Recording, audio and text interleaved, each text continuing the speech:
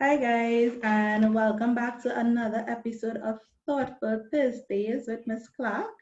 I am so excited to have you all here today, and today's topic is going to be doing the right thing.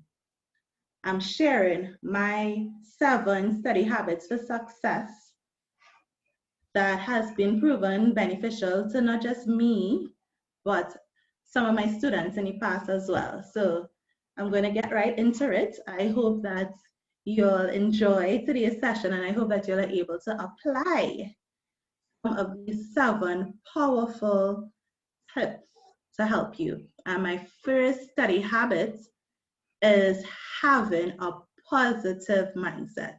And this speaks about affirming yourself and motivating yourself because we need to encourage ourselves on the studying journey. Motivation examples would be I will do my best.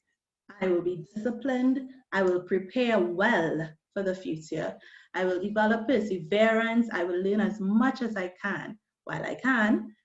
And I will get good grades on my CSEC certificate because we have a end vision in mind. So we want to be able to do well in our CSEC exam and get good grades on that piece of black and white.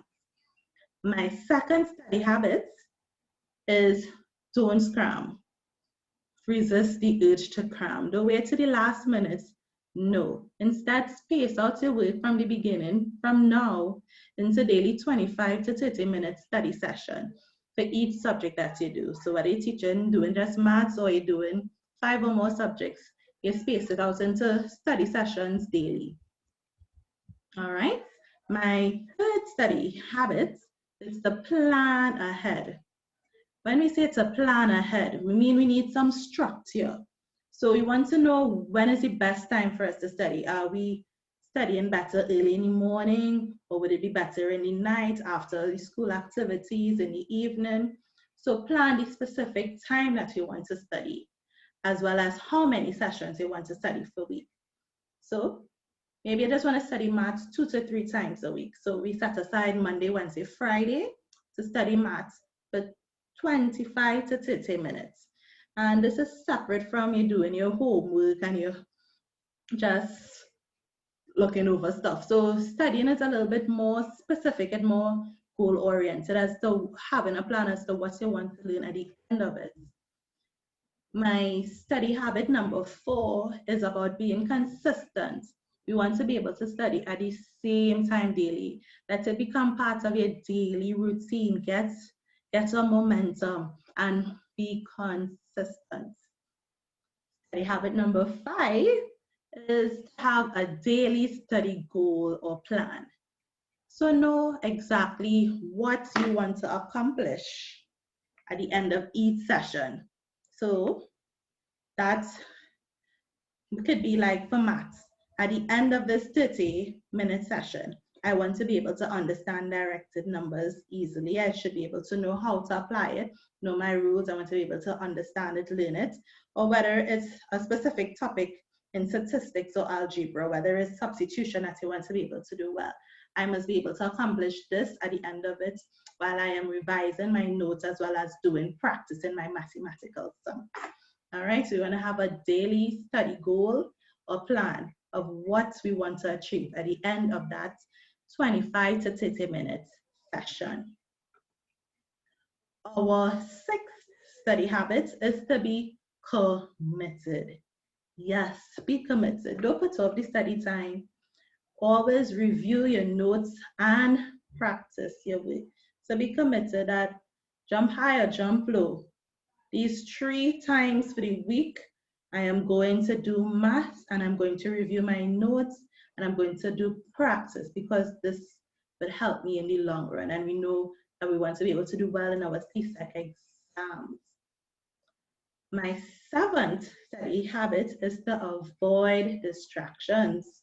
Distractions are everywhere, trust and believe, but we must be intentional about avoiding these distractions. So things like where we study is important. We're not going to study in a place that's noisy, a place that has a lot of foot traffic where people always up and down.